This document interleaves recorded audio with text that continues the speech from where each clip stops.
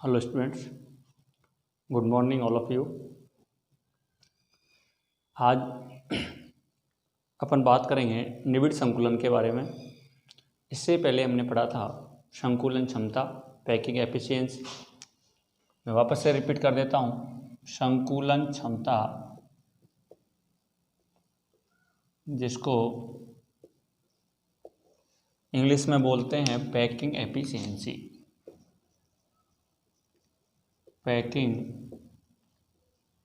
Efficiency,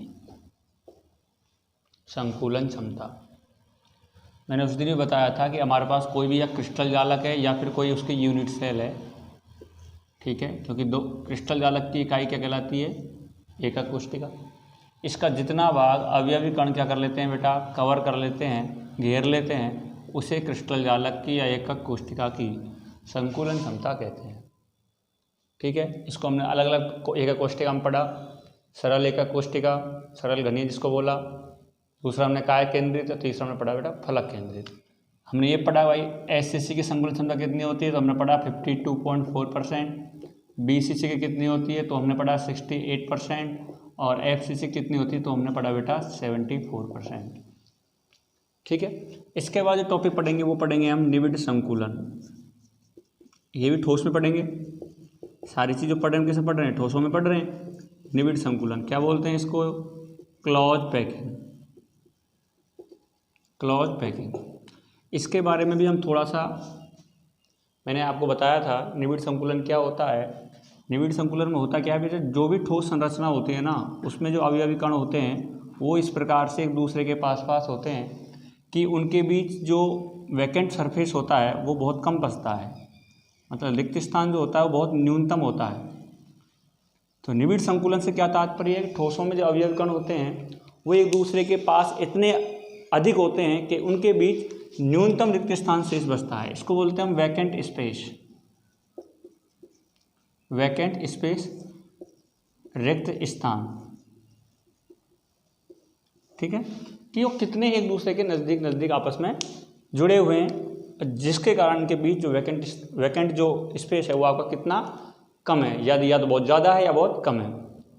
तो ज़्यादातर हमने देखा है कि ठोसों में अवयवी कण बहुत पास पास होते हैं, इसलिए कि ठोसों में अवयवी कण जो होते हैं वो एक दूसरे के इतने पास पास होते हैं कि उनके बीच न्यूनतम स्थान जो बचता है, रिक्त स्थान, वो बहुत ही कम बचता है। ठीक है, इसको अब इस प्रकार बनी संरचना को तो हम क्या बोलेंगे बेटा, निबिड़ संकुलित संरचना। क्या बोलेंगे, निबिड़ संकुलित संरचना। और ये जो प्रोसेस कहलाएगी वो आपकी कहलाएगी निबिड़ संकुलन। इसको बोलेंगे निबिड़ संकुलित संरचना। क्या बोलेंगे, क्लोज्ड पैक्ड स्ट्रक्चर। क्या बोलेंगे, क्लोज्ड पैक्ड स्ट्रक्चर। ठीक है, और ये पूरी प्रोसेस जो कहलाएगी वो आपकी कहलाएगी निबिड़ संकुलन। ठीक है, ये टॉपिक क्या है, थोड़ा सा समझने वाला टॉपिक ज़्यादा है। थ्योरी जरूर लगती है हमको कि थ्योरी है, आसानी समझ आ जाएगा, लेकिन थोड़ा सा हमें ध्यान देना होगा। देखिए, निबिड़ संकुलन जो है वो ठोसों में 3 प्रकार से देखा गया है। कितने प्रकार से देखा गया बेटा, 3 प्रकार से। उसकी बात करते हैं। मैं देखो कितने प्रकार देखा गया है, 3। कौन कौन से प्रकार देखे गए हैं अपन बात करते हैं। देखिए,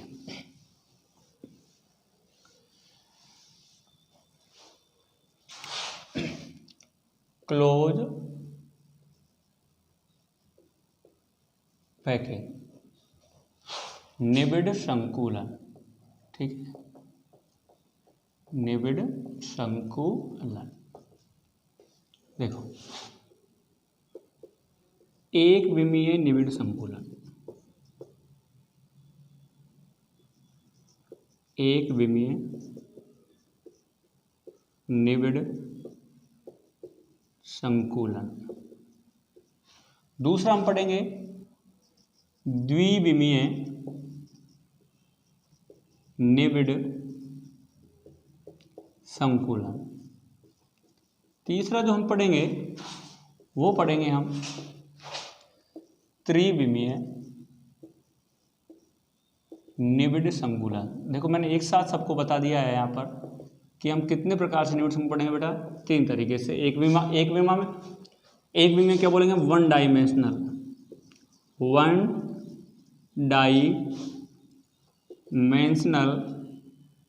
क्लोज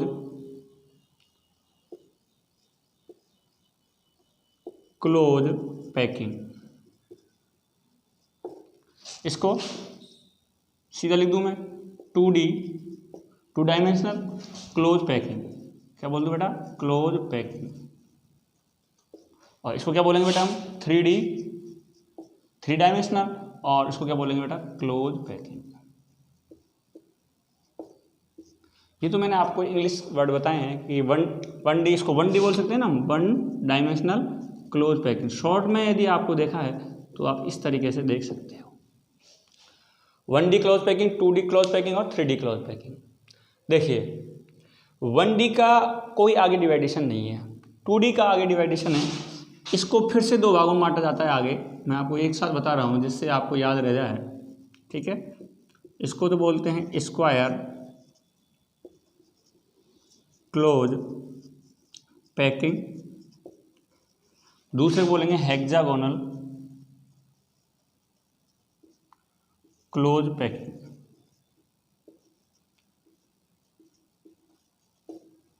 इसको बोलेंगे हिंदी में वर्गीय निबिड़ संकुलन, और इसको बोलेंगे हम षटकोणीय निबिड़ संकुलन।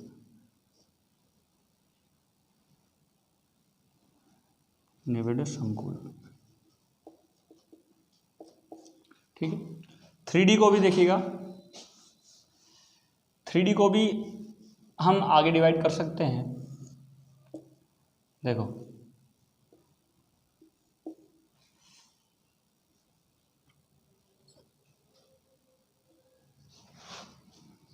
एक तो करते हैं हम 3D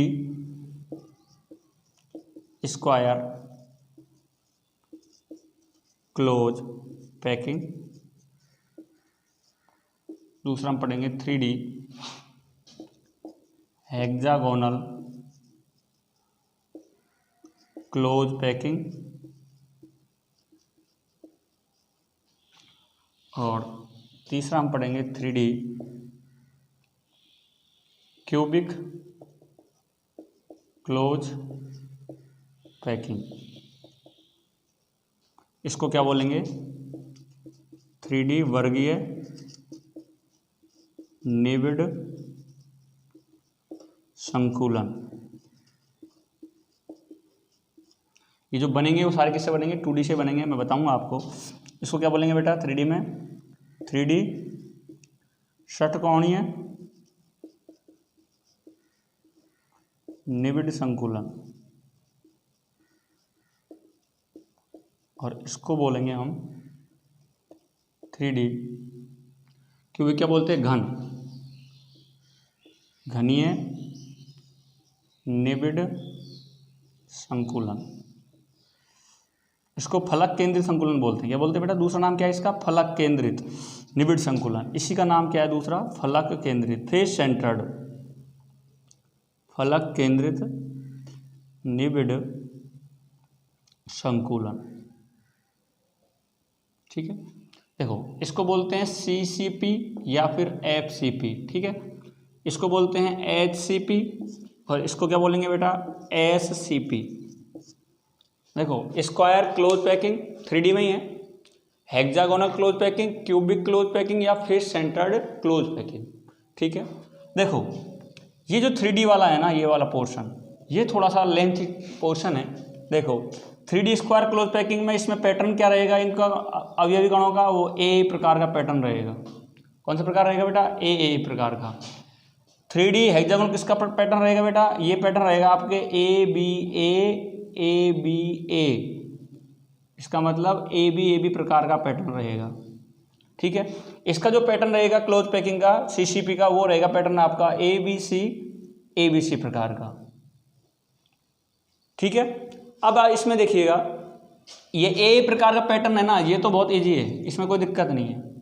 अब इसमें जो AB प्रकार का पैटर्न है ना, ये वाला, ये क्या है? इसमें मैं आपको समझाता हूं। ए जो है ना, ए, इसमें तो आपको क्या बनाना है? 2D hexagonal. इसमें आपको ये 2D हेक्सागोनल वाली स्ट्रक्चर है ना, ये बनानी है। और बी में क्या करना है, बी में एक रिक्ति बनेगी जिसको बोलते हैं हम टेट्रागोनल चतुष्फलकीय रिक्ति। ठीक है, क्या बोलते हैं, टेट्रागोनल चतुष्फलकीय रिक्ति। उसको कवर करने से, तो टेट्रागोनल जो आपकी वॉइड है उसको ढकने से, तो बी प्रकार का जो पैटर्न बनेगा वो किसका बनेगा, टेट्रागोनल वॉइड को ढकने से, बी प्रकार पैटर्न। फिर वापस से वही 2D हेक्सागोनल लिखेंगे, फिर बी क्या लिखेंगे, चतुष्फलकीय रिक्ति को ढकेंगे। ठीक है, मैं अभी बताऊंगा सारी चीज क्या होती है। सेम ये कंडीशन यहाँ है ABC, देखो यहाँ ABC प्रकार का पैटर्न है। ए तो वही होगा आपका 2D हेक्सागोनल, बी आपका वही होगा टेट्रागोनल वॉइड को ढकनेंगे, और सी प्रकार का जो पैटर्न आएगा वो आपका किससे आएगा कि आप ऑक्टाहेड्रल वॉइड को क्या करोगे, कवर करोगे। बेटा एक तो रिक्ति बनेगी त्रिकोणीय, एक रिक्ति पढ़ेंगे हम चतुष्फलकीय, एक रिक्ति पढ़ेंगे हम अष्टफलकीय। ठीक है, क्या पढ़ेंगे बेटा, एक तो पढ़ेंगे हम त्रिकोणीय रिक्ति, एक पढ़ेंगे हम चतुष्फलकीय रिक्ति, एक पढ़ेंगे हम अष्टफलकीय रिक्ति। तो देखिएगा त्रिकोणीय रिक्ति तो ज़्यादा इंपॉर्टेंट नहीं है, लेकिन अष्टफलकीय चतुष्फलकीय रिक्ति थोड़ी इंपॉर्टेंट है। तो चतुष्फलकीय रिक्तियों को ढकने से तो ABB प्रकार का पैटर्न प्राप्त होगा। 2D तो दोनों में सेम है, देख लो। और यदि चतुष्फलकीय के साथ आप अष्टफलकीय रिक्तियों को भी ढक रहे हो तो आपका ABC प्रकार का पैटर्न बनेगा। मैंने इसलिए आपको बताया है ये सारी चीज़ें। देखिए ये इसलिए बताया गया है कि आपको एक साथ, बुक में क्या है कि लेंथी टॉपिक है, एक साथ नहीं बताया गया है, तो मैंने सबको बता दिया। क्लोज पैकिंग जो है अपना वो हम 3 प्रकार में पढ़ेंगे, एक विमीय निबिड़ संकुलन, दूसरा द्विविमीय निबिड़ संकुलन, तीसरा हम पढ़ेंगे त्रिविमीय निबिड़ संकुलन। तो एक विमीय का तो आगे टाइप्स है नहीं है, द्विविमीय टाइप्स होंगे आपके वर्गीय, षटकोणीय, और त्रिविमीय 3 टाइप्स होंगे आपके। 3D में हम क्या पढ़ेंगे, square close packing, hexagonal close packing और क्यूबिक क्लोज पैकिंग। तो मेरा कहने का मीन्स ये है कि हम यहाँ से एक बार कोई मोटा सा आइडिया रख लें तो हमें याद रखने में ज़्यादा दिक्कत नहीं आएगी। तो शॉर्ट प्रश्न आने, जो छोटे प्रश्न आते हैं, जो भी लघुत्तरात्मक प्रश्न आते हैं, उसमें से बेटा आपसे डीपली प्रश्न पूछा जाता है कि इसमें बताइए आप 3D हेक्सागोनल पैटर्न किस प्रकार का होता है, ABAB प्रकार का होता है। 3D इसमें क्यूबिक CCP में कौन सा पैटर्न होता है, हम बोलेंगे ABC प्रकार का पैटर्न होता है। तो एक हम वर्बली याद रख सकते हैं, और वर्बली याद रह गया तो इसका मतलब हमको थोड़ा सा आइडिया, 1 नंबर वाले क्वेश्चन तो हमारे सॉल्व हो जाएंगे। तो अब हम शुरुआत करते हैं बेटा। पहला हमारा है एक विमीय निबिड़ संकुलन। क्या होता है, ये सारी चीज़ हम एक एक करके पढ़ते हैं और इनका सबका डिस्कस करेंगे मैं आगे, देखिएगा।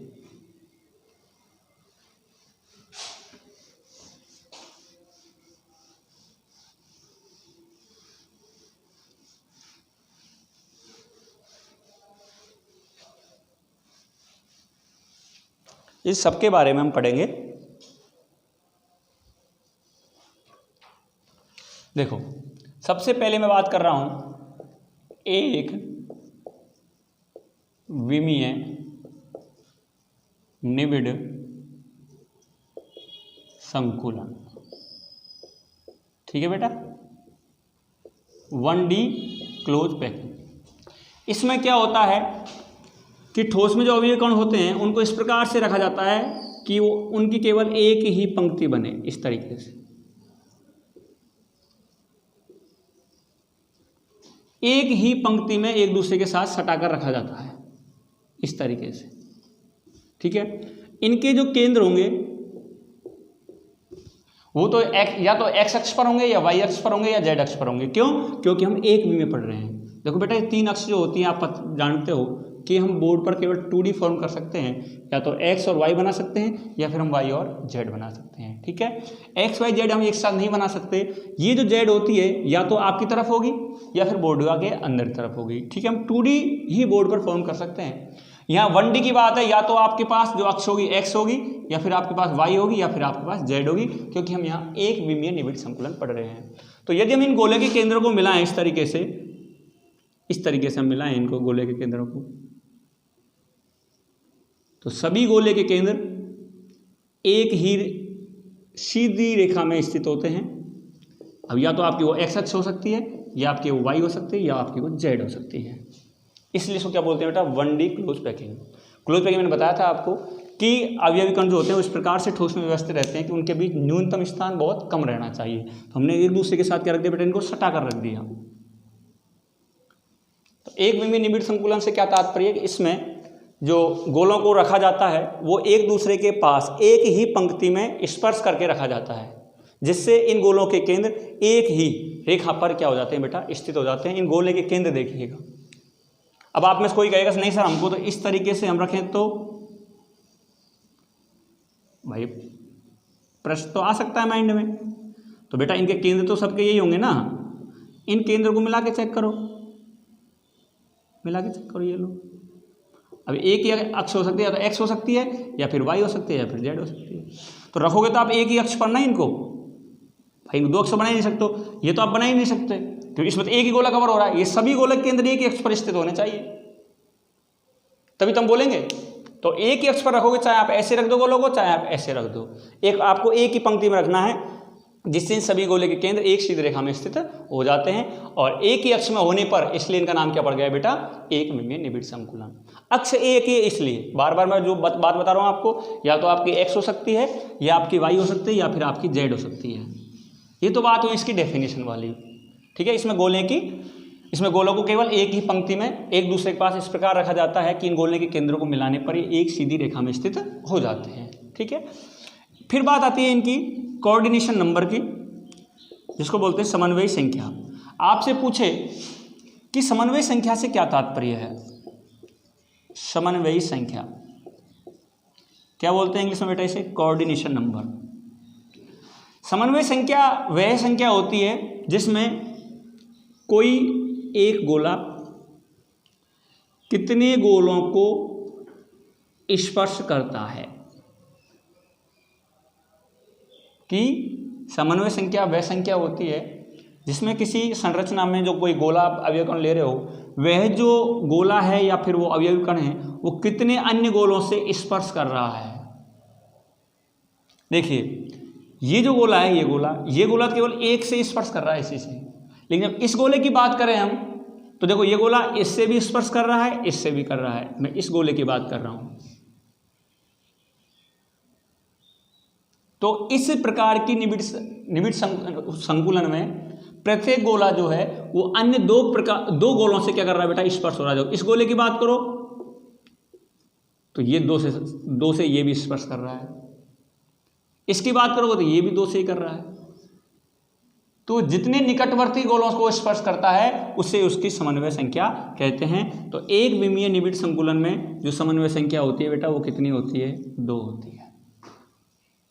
कितनी होती है, 2 होती है।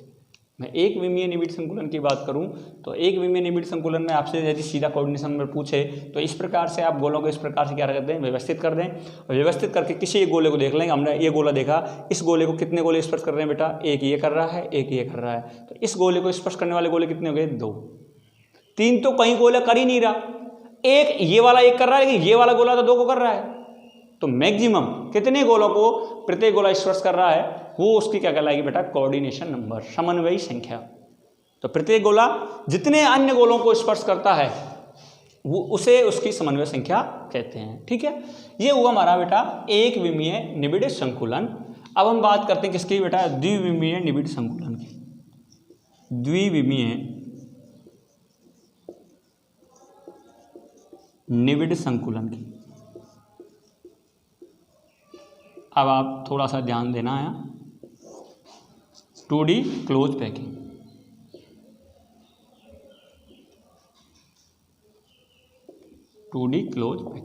देखो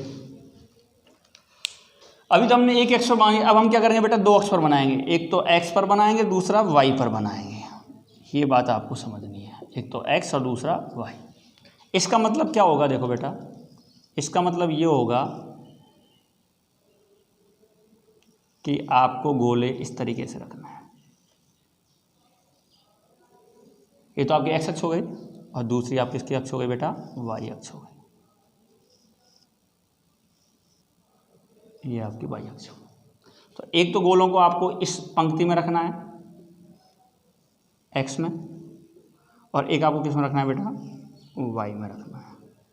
और इनके ऊर्ध्वाधर और क्षैतिज, मैं क्या बात कर रहा हूँ बेटा, ऊर्ध्वाधर और क्षैतिज रूप में यदि इनके गोलों के केंद्रों को मिलाया जाए तो ये सारे एक ही सीधी रेखा में स्थित होने चाहिए।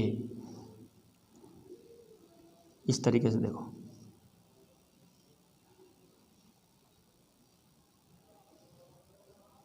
ये आपकी हो गई y, ये हो गई आपकी x। तो मेरा कहने का मीन्स ये है बेटा कि द्विविमीय निबिड़ संकुलन में गोले की पंक्ति को, कौन सी पंक्ति को, दूसरी पंक्ति को, एक पंक्ति हो गई, दूसरी पंक्ति ये हो गई, देखो ये आपकी दूसरी पंक्ति हो गई। दूसरी पंक्ति को पहली पंक्ति के नीचे इस प्रकार से रखा जाता है कि ऊर्ध्वाधर और क्षैतिज, देखो बेटा ये तो हो गई आपकी ऊर्ध्वाधर, ये हो गई आपकी क्षैतिज। मैं दो ही की बात कर रहा हूं यहां, देखो एक तो ऊर्ध्वाधर और एक क्षैतिज। इन दोनों ऊर्ध्वाधर और क्षैतिज रूप में दोनों तरीके से यदि गोले के केंद्रों को मिलाया जाए तो दोनों गोले के केंद्र एक सीधी रेखा में स्थित होते हैं। ये तो हो गई आपकी क्षैतिज रेखा में एक सीध में, ये हो गई आपकी ऊर्ध्वाधर रेखा में एक ही सीध में। तो ये हो गई आपकी y अक्ष और ये हो गई आपकी x अक्ष। चाहे आप ऐसे बना लो, चाहे आप इसको यहाँ ले आओ, आपकी इच्छा कैसे रखना है। तो द्विविमीय निबिड़ संकुलन में गोले की दूसरी पंक्ति को पहली पंक्ति के नीचे इस प्रकार से रखा जाता है कि इन दोनों गोलों या दोनों पंक्तियों के गोले के केंद्र ऊर्ध्वाधर और क्षैतिज रेखा में, दोनों में ही इन केंद्रों को यदि मिलाया जाए तो एक ही सीधी रेखा में प्राप्त होते हैं या सीधी रेखा में स्थित होते हैं। इस प्रकार का निबिड़ संकुलन आपका द्विविमीय निबिड़ संकुलन कहलाता है। 2D है, इसका मतलब x और y अक्ष पर हो गया, और दोनों केंद्रों चाहे क्षैतिज मिलाइए चाहे आप ऊर्ध्वाधर मिलाइए, देखो दोनों गोलों के केंद्र एक सीधी रेखा में स्थित होते हैं। ठीक है, यह जो निबिड़ संकुलन है उसे हम दो भागों में बांटते हैं, क्योंकि दोनों की रखने की तरीका अलग अलग है। दूसरी जो पंक्ति है ना, वो रखने का दोनों में तरीका अलग अलग है। हम दो प्रकार से पंक्ति को रख सकते हैं, इसलिए इसके कितने प्रकार है बेटा, दो प्रकार। आपको सर एक प्रकार तो हमने ये पढ़ लिया, दूसरा प्रकार कौन सा है मैं बताता हूं। देखिए दूसरा प्रकार कौन सा है, दूसरा प्रकार देखिए आप,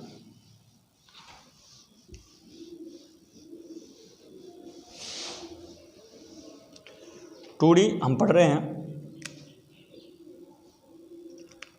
एक प्रकार तो आपने देख लिया बेटा, ये वाला,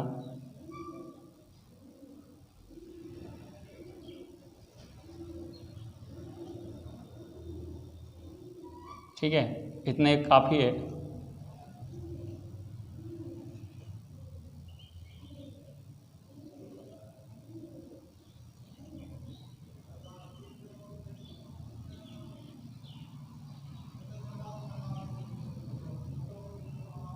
और बनाना चाहो बना लो।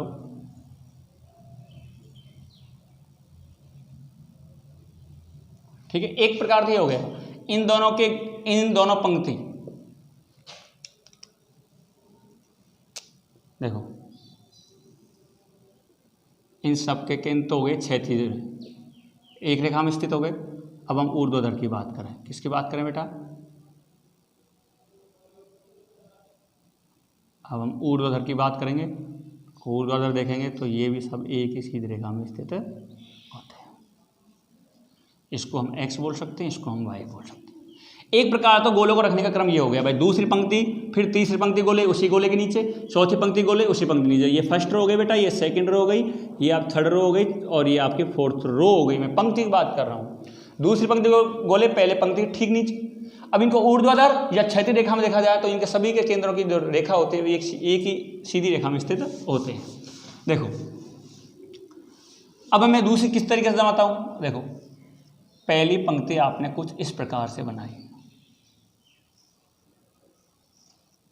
ठीक है।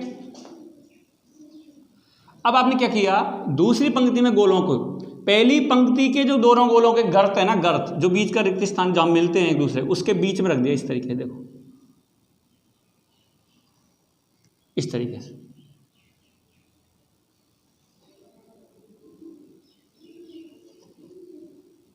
इस तरीके से रख दिया। मैं क्या कर रहा हूं बेटा, रखने का हमारा तरीका जो है ना वो अलग है, और वो अलग होने की वजह से ही क्या हुआ कि इसके कितने प्रकार हो गए बेटा, दो। अब देखो इनके गर्त ये आ गए, अब ये तो इसके बीच ले लो। देखो थोड़ा सा रखने का क्रम बदल गया, तो पूरा हमारा टाइप्स बदल गया। देखो इस तरीके से, देखो जहाँ गर्त दिख रहा है ना आपको, वहीं पर गोला रखना है। ओके, इस तरीके से, ठीक है। देखो इसमें क्या किया हमने, जैसा पहला गोला था उसके ठीक नीचे दूसरा गोला रख दिया।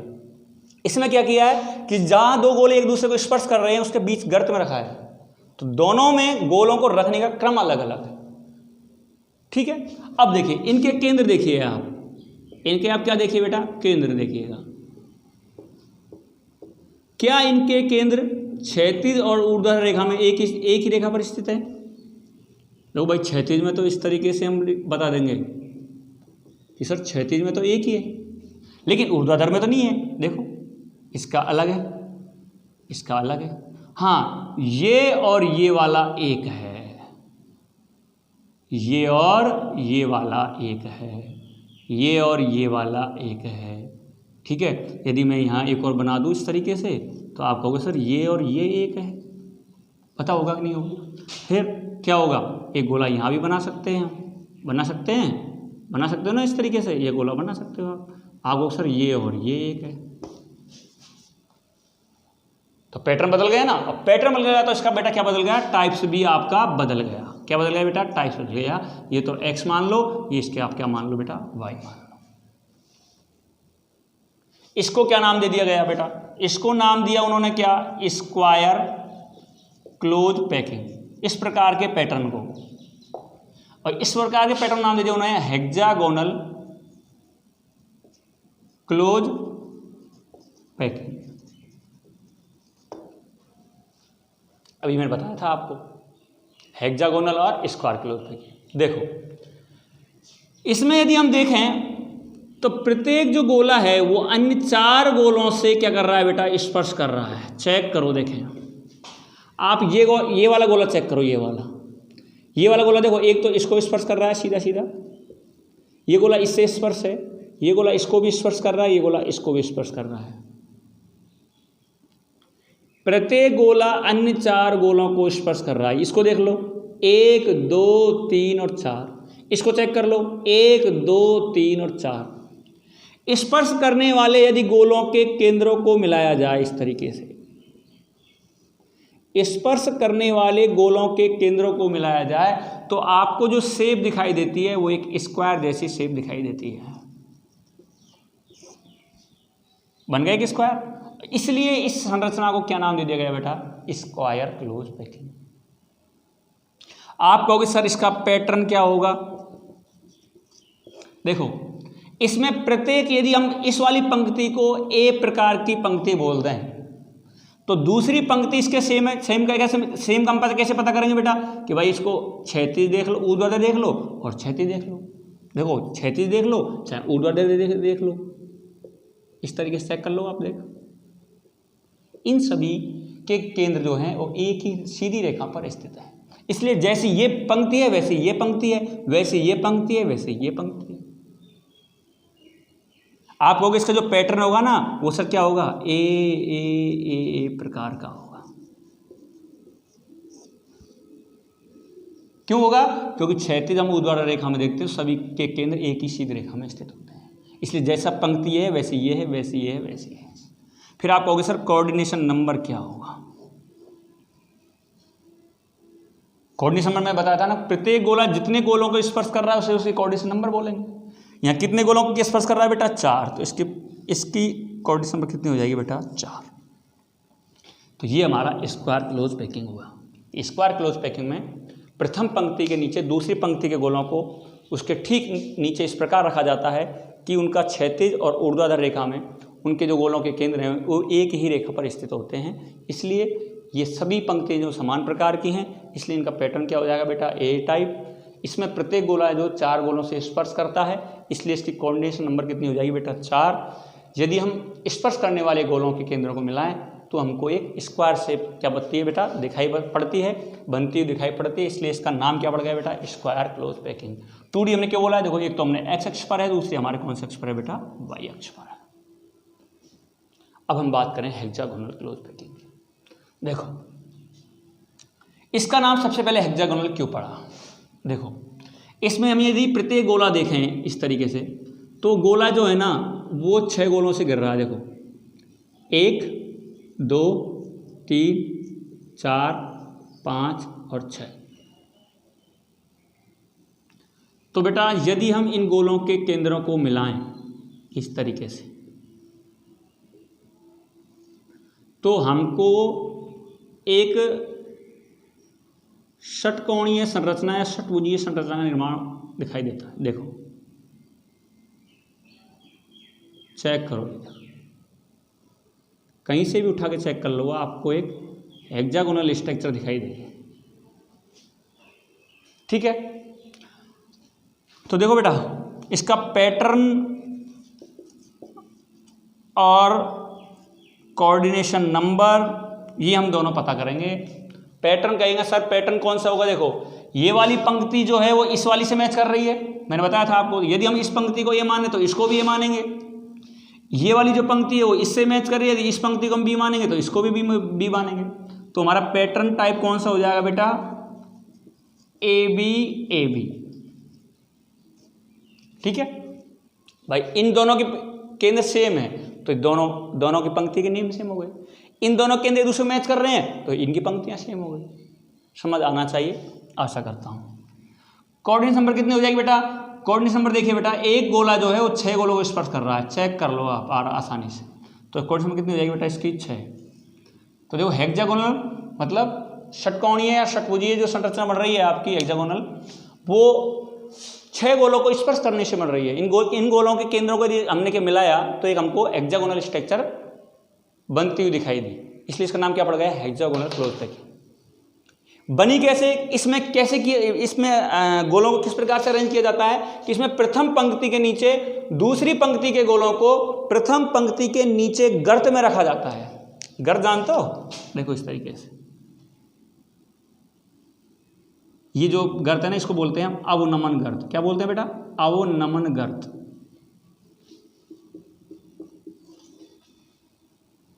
आप यहां रख सकते हो, चाहे आप यहां रख सकते हो। चेक कर लो, इसके और इसका जो केंद्र है वो एक होगा। अब दूसरा गोला आप कहां रखोगे बेटा,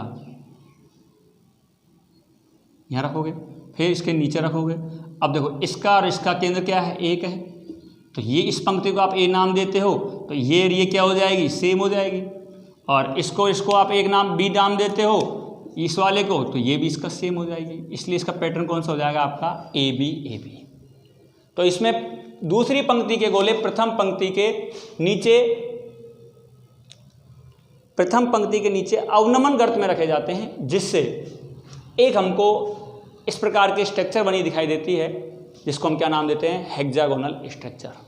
तो पैटर्न टाइप हो गया बेटा हमारा, कोऑर्डिनेशन नंबर हो गया, और इसकी डेफिनेशन हो गई कि इसमें हेक्सागोनल षटकोणीय निबिड़ संकुलन वह निबिड़ संकुलन है जिसमें प्रथम पंक्ति के गोले के नीचे दूसरी पंक्ति के गोलों को उनके अवनमन गर्त में रखा जाता है, जिससे ऊर्ध्वाधर और क्षैतिज रेखा में, दोनों में हम देखें ऊर्ध्वाधर और क्षैतिज रेखा में दोनों पंक्ति जो अवनमन गर्त वाले हैं वो एक दूसरे को मैच नहीं कर पाते, इसलिए इनका जो पैटर्न है वो ए प्रकार का नहीं होकर ए बी प्रकार का पैटर्न हो जाता है।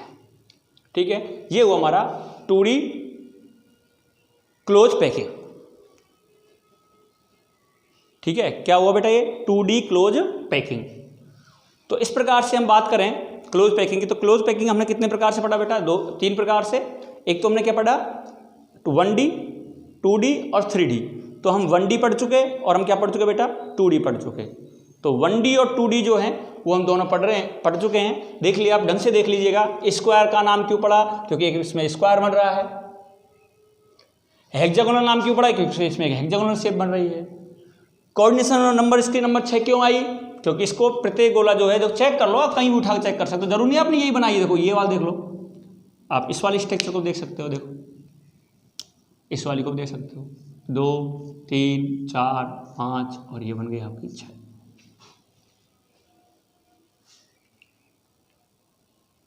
ठीक है, कहीं भी आप उठा के देख सकते हो। इसलिए इसकी कोऑर्डिनेट नंबर कितनी है बेटा, 6 है। पैटर्न आपको ये भी मैंने बता ही दिया भाई, इन गोले के ऐसे देखो तो सभी सेम मिल रहे थे, इसलिए सभी इनका पैटर्न क्या आ गया बेटा, ये इन पंक्ति सारी ए प्रकार की हो गई। इनमें इनका पैटर्न क्या हो चुका बेटा, बदल चुका, इसलिए इनका जो पैटर्न आएगा वो आपके कौन सा आएगा, ए बी प्रकार का है। मैं ऐसा करता हूँ कि आपको समझ आ रहा होगा। ठीक है बेटा, टॉपिक बहुत वैसे एक तरीके से देखा जाए तो हम कहते हैं कि थ्योरेटिकल टॉपिक है। मैं तो ये मानता हूँ बेटा कि केमिस्ट्री सब्जेक्ट पढ़ रहे हैं, कोई थ्योरी जो होती है वो सारी कॉन्सेप्टुअल होती है, तो हमें सबसे पहले कॉन्सेप्ट समझने हैं, बाकी थ्योरी तो हम भी लिख सकते हैं। ठीक है, और इसके बाद हमारा जो चलेगा नेक्स्ट टॉपिक उसमें क्लास में वो चलेगा हमारा त्रिविमीय निबिड़ संकुलन। ठीक है बेटा, ओके, नेक्स्ट वीडियो में पढ़ाएंगे त्रिविमीय निबिड़ संकुलन।